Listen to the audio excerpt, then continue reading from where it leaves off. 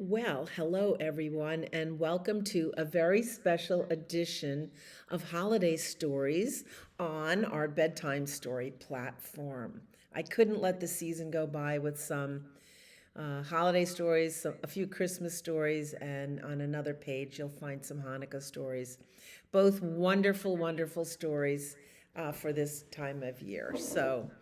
Um, Cuddle up, get snuggly, bring your teddy bear, and maybe sit with someone that you love, like a sister or a brother or somebody, and just enjoy these stories. That's what stories are all about. So tonight's first story is How the Grinch Stole Christmas by Dr. Seuss. And I love telling this story. I love telling it.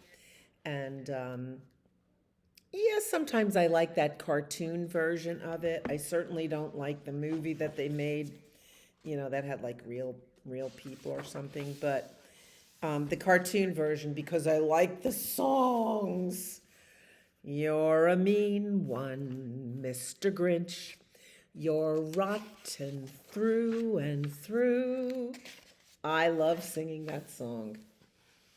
I hope you like this story. How the Grinch Stole Christmas by Dr. Seuss.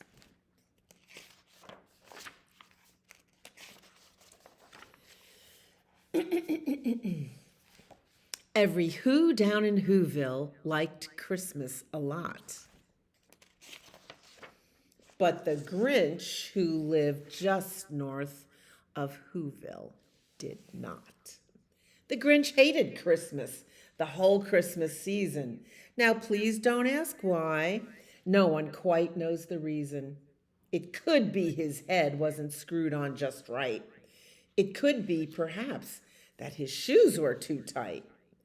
But I think that the most likely reason of all may have been that his heart was 2 sizes too small. He had a tight heart. But whatever the reason, his heart or his shoes, he stood there on Christmas Eve, hating the Who's, staring down from his cave with a sour, grinchy frown at the warm lighted windows below in their town. For he knew every Who down in Whoville beneath was busy now hanging a mistletoe wreath. And they're hanging their stockings, he snarled with a sneer. Tomorrow is Christmas, it's practically here. Then he growled, with his Grinch fingers nervously drumming. I must find some way to stop Christmas from coming.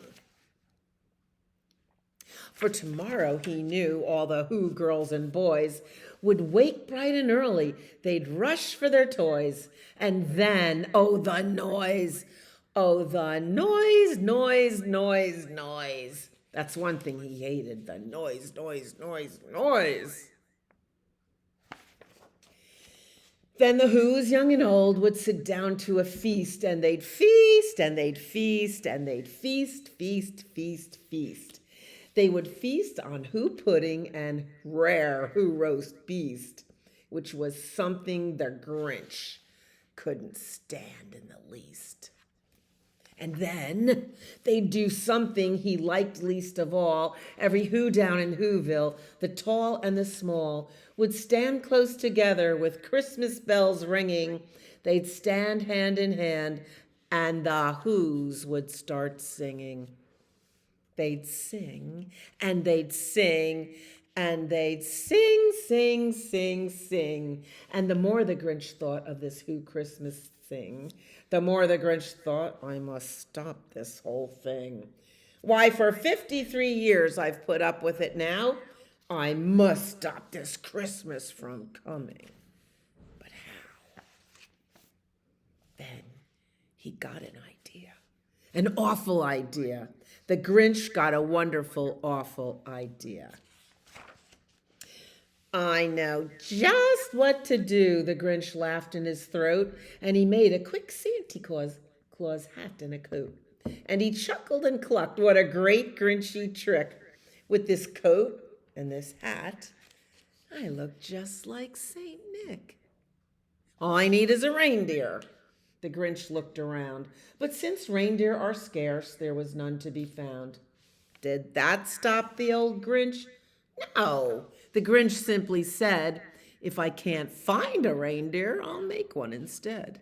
So he called his dog Max, then he took some red thread and he tied a big horn on the top of his head.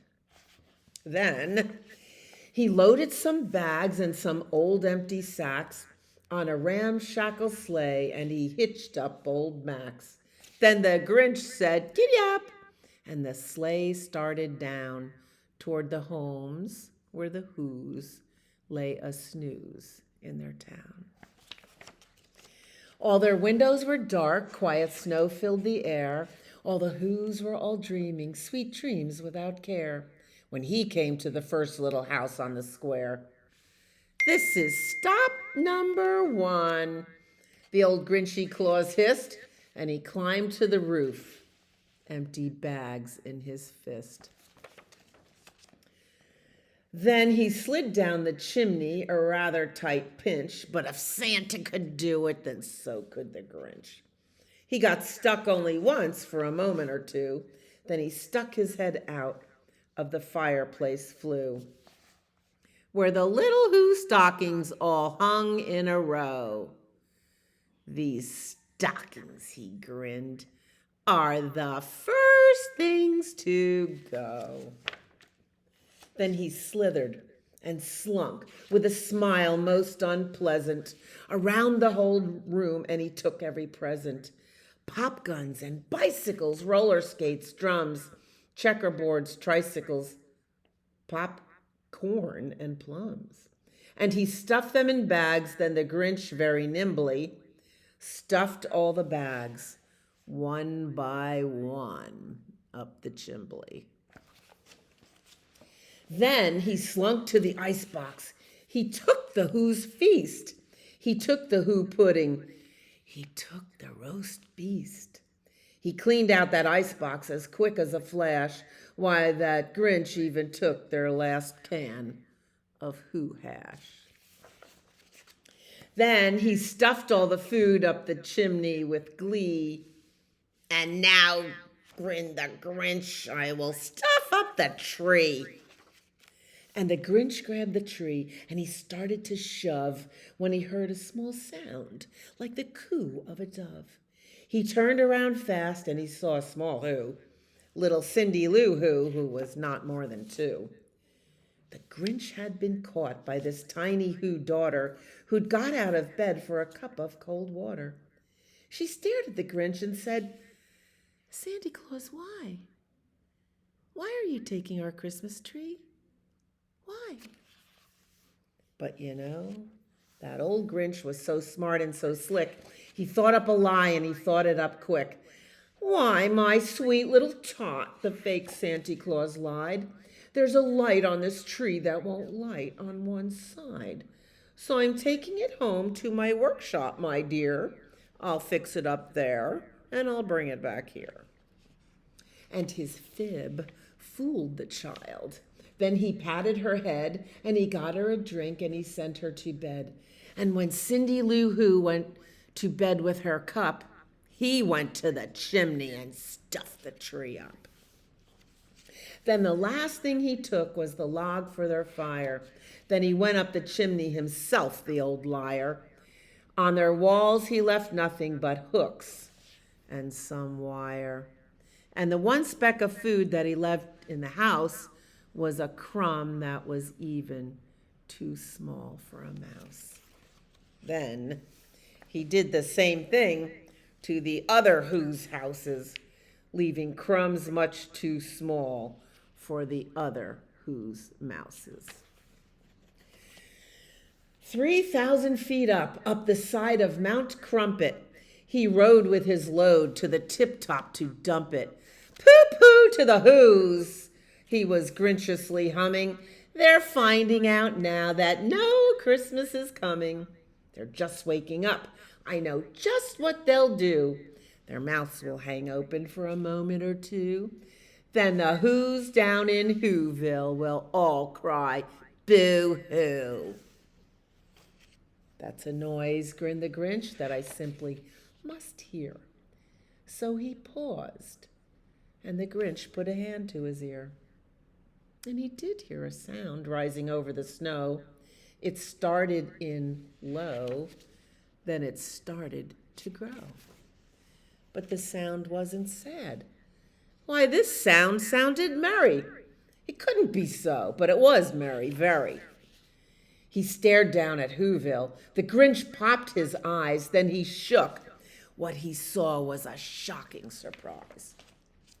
Every Who down in Whoville, the tall and the small, was singing without any presents at all. He hadn't stopped Christmas from coming. It came. Somehow or other, it came just the same.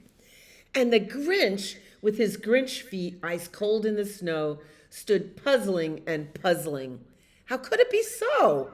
It came without ribbons. It came without tags. It came without packages, boxes, or bags. And he puzzled 3 hours till his puzzler was sore. Then the Grinch thought of something he hadn't before. Maybe Christmas, he thought, doesn't come from a store. Maybe Christmas, perhaps, means a little bit more. And what happened then? Well, in Whoville, they say that the Grinch's small heart grew 3 sizes that day. And the minute his heart didn't feel quite so tight, he whizzed with his load through the bright morning light, and he brought back the toys and the food for the feast.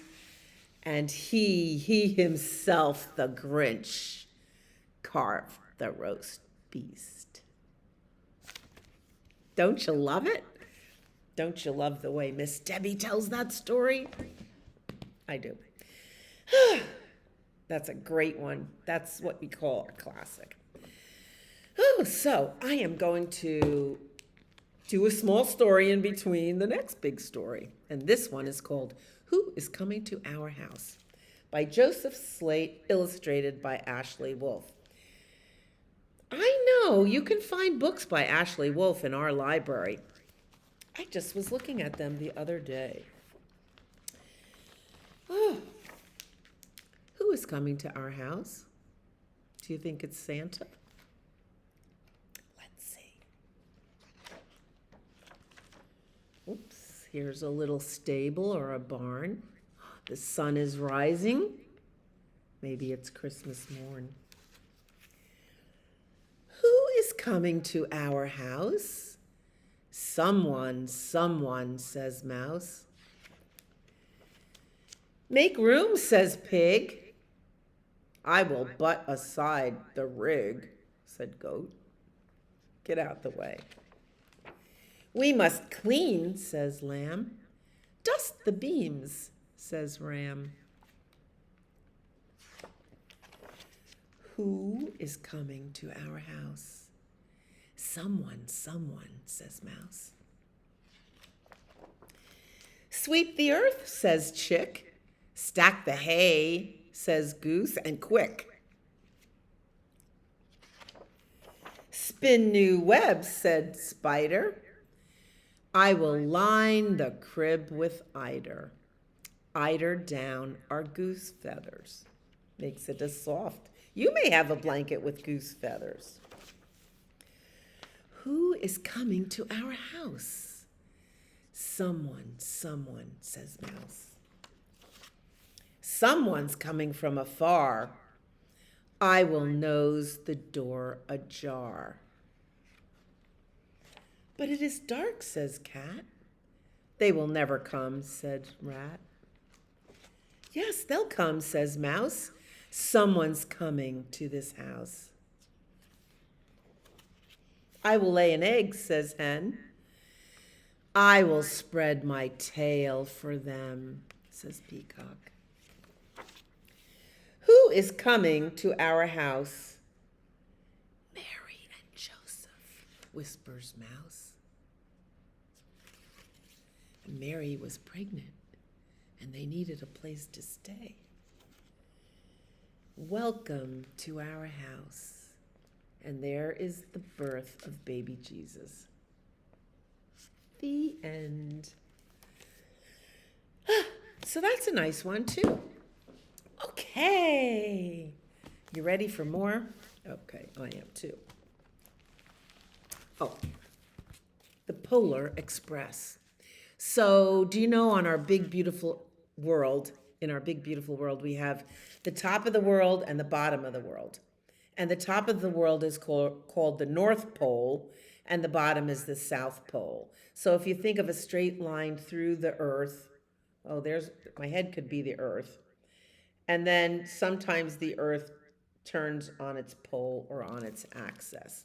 So, the South Pole is where the penguins live, and the North Pole is where Santa lives. I forget where the polar bears live, but do you know that word polar? Polar bear. The polar bears live at one of the poles. You'd have to ask a librarian. I just don't remember right the moment. Do you think they live with the penguins? Maybe. So the Polar Express is about a train. Trains are often called the Express. And this is written by and illustrated by Chris Van Allsburg. He is, oh, you would love his books. If you come to the library and find his books, they are exquisite stories. All of them. They're kind of spooky. So one of the most famous stories he wrote is called Jumanji. It's one of my favorite stories. It's also a movie, not too suitable for little kids, but come and check out some of Chris Van Allsburg's books. You won't be disappointed. The Polar Express. On Christmas Eve, many years ago, I lay quietly in my bed. I did not rustle the sheets. I breathed slowly and silently. I was listening for a sound a friend had told me I'd never hear, the ringing bells of Santa's sleigh. There is no Santa, my friend had insisted, but I knew he was wrong. Late that night, I did hear sounds, though not of ringing bells. From outside came the sounds of hissing steam and squeaking metal. I looked through my window and saw a train standing perfectly still in front of my house. That's a little spooky, huh? Not just a train, but a big locomotive. The train was wrapped in an apron of steam. Snowflakes fell lightly around it. A conductor stood at the open door of one of the cars. He took a large pocket watch from his vest and then looked up at my window. I put on my slippers and robe, and I tiptoed downstairs and out the door. "All aboard," the conductor cried out. I ran up to him. "Well," he said, "are you coming?" "Where?" I asked. "Why, to the North Pole, of course," was his answer. "This is the Polar Express." I took his outstretched hand, and he pulled me aboard. So there's the train outside of his house. That's a little spooky if you ask me.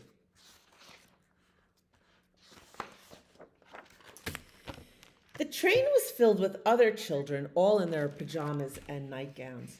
We sang Christmas carols and ate candies with nougat centers as white as snow. We drank hot cocoa as thick and rich as melted chocolate bars. Outside, the lights of towns and villages flickered in the distance as the Polar Express raced northward. So here is what it looked like in the train cars with kids. Do you like to ride on a train? I do. And the waiters are bringing the hot chocolate, and they're holding out plates of all those sweets. Soon there were no more lights to be seen. We traveled through cold, dark forests where lean wolves roamed and white-tailed rabbits hid from our train as it thundered through the quiet wilderness. And there's the wolves in the dark forest and the train in the back. We climbed mountains so high it seemed as if we would scrape the moon, but the Polar Express never slowed down. Faster and faster we ran along, rolling over peaks and through valleys like a car on a roller coaster. Wow, look at those mountains. So you can see, do you see where the train is up here? The train is up there. Oh, there's stars in the sky. And those white peaks of the mountain, of course, that's snow. And it's what we call above the tree line. So it's so cold, the trees just stop growing at a certain point. And it's just rocks and snow and mountain. The mountains turned into hills, the hills to snow-covered plains. We crossed a barren desert of ice, the great polar ice cap. Lights appeared in the distance. They looked like the lights of a strange ocean liner sailing on a frozen sea. There, said the conductor, is the North Pole. So there's the train going over, the train bridge. And then the lights in the distance are the North Pole.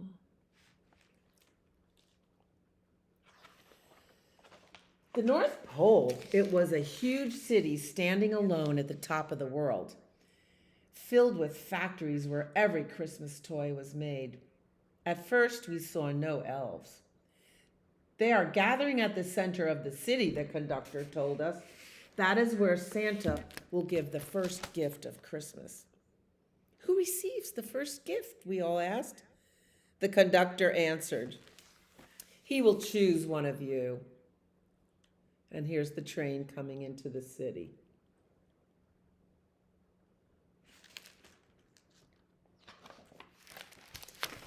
Look, shouted one of the children, the elves.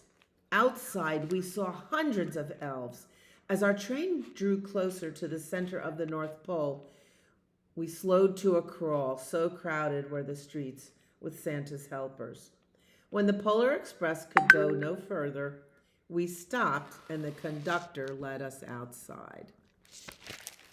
So here is the middle of the city and all of those, look at all the elves, look at them all. Maybe they're even looking out the windows, it's hard to tell. And here's the train, it can go no further. We pressed through the crowd to the edge of a large open circle. In front of us stood Santa's sleigh. The reindeer were excited. They pranced and paced, ringing the silver sleigh bells that hung from their harnesses. It was a magical sound like nothing I'd ever heard. Across the circle, the elves moved apart and Santa Claus appeared. The elves cheered wildly. Santa marched over to us and pointing to me, he said, let's have this fellow here. He jumped into his sleigh. The conductor handed me up. I sat on Santa's knee and he asked, now, what would you like for Christmas?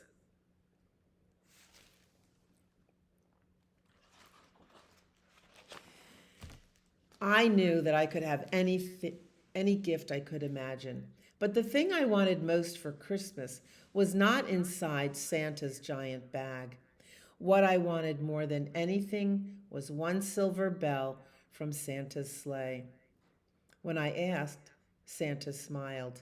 Then he gave me a hug and told an elf to cut a bell from a reindeer's harness. The elf tossed it up to Santa. He stood holding the bell high above him and called out, the first gift of Christmas.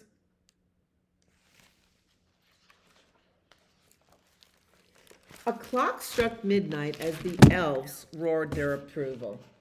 Santa handed the bell to me, and I put it in my bathrobe pocket. The conductor helped me down from the sleigh. Santa shouted out the reindeers' names and cracked his whip. His team charged forward and climbed into the air. Santa circled once above us, then disappeared in the cold, dark polar sky.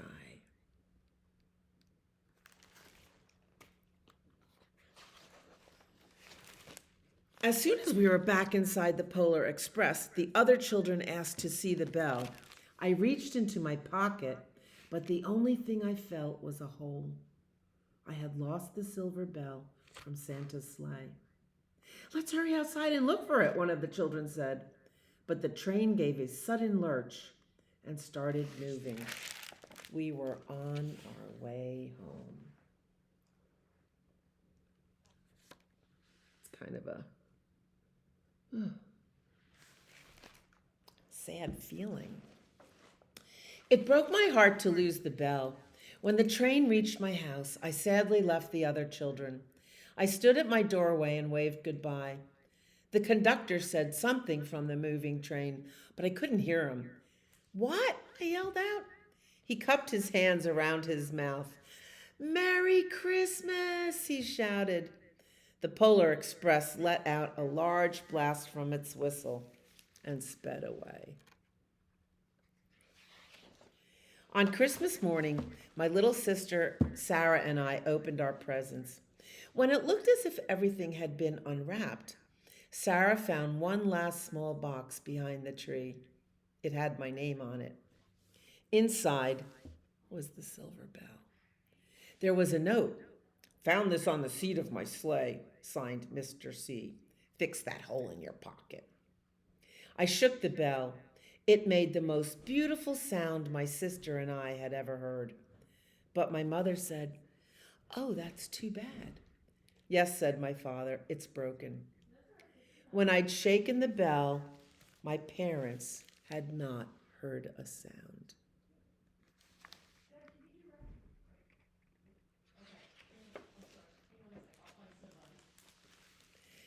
At one time, most of my friends could hear the bell, but as years passed, it fell silent for all of them. Even Sarah found one Christmas that she could no longer hear its sweet sound. Though I've grown old, the bell still rings for me, as it does for all who believe. Can you hear the bell from Santa's sleigh? That means you still believe. Bells are very important this time of year. We're going to sing Jingle Bells. Okay. This is from Michael Haig's Treasury of Christmas Carols. And here is the little bunny, Missy Bunny, I call her. She's holding a bell. Bells are all different. But whatever bells are made of, they're made of metal with a little ringer inside that when you shake it, the ringer touches each part of the bell, and that makes it ring. So, and all bells sound different. So bigger bells have a deeper clang, and smaller bells have what's called a little tinkle. And if you go to church, sometimes you hear a bell choir, and that's really fascinating. So, jingle bells. So dashing through the snow in a one-horse open sleigh. So here is your open sleigh. There's no roof on it, and it's driven by one horse. Some sleighs or sleds or sledges are driven by a team of 2 horses or a team of 4 horses, depending on the size of the sleigh. So if you have a sleigh that holds 4, 5, 6, 7, 8 people, you need a lot more horses to carry the sleigh. In the olden days, when cars were not invented, people used horses with carts that had wheels to transport them over roads and fields. But in the winter, when it snowed and was cold, they had to trade the wheels and the wagons in for sleighs with runners on them because they could glide over the ice and snow. Now, the reason for the bells is so people could hear you coming, right? Because people would just drive willy-nilly over the fields. And as it gets dark early in the evening, as you know, Nobody's going to bed at 4 o'clock when it starts to get dark. They're going to go out and party. So they better have bells on their sled so people can hear them coming in the dark. Plus, it's very festive, right? And so we're dashing through the snow in a one horse open sleigh, and over the fields we go, laughing all the way. We're having a wonderful time. Bells on Bobtail ring. Now, they call the horse Bobtail because they put his tail into like a knotted ponytail, like sometimes the girls wear on their heads, so that the long tail doesn't swish into the people's faces. So here's his tail. He's got it bobbed in a ponytail so it doesn't like slap his face in the wind. Yeah. And so the bells are ringing and it's making our spirits bright. What fun it is to sing a sleighing song tonight. And what's our sleighing song? Jingle bells, jingle all the way. Oh, what fun it is to ride in a one-horse open sleigh. Everyone knows that song. And he's going it's like going over the river and through the woods to grandmother's house we go. The horse knows the way to carry the sleigh through the bright and drifting snow. And here he comes. Here little Missy Rabbit comes to grandmother's house with her presents. So, can you still hear the bells? So, what's our favorite Christmas song? We wish you a Merry Christmas. We wish you a Merry Christmas. We wish you a Merry Christmas and a Happy New Year. Happy, Merry Christmahana Kwanzaa. I wish you the happiest of holidays and a great new year. I will see you next year. Come to the library. Just watch us online. Enjoy the stories. That's all I can say. Enjoy your stories.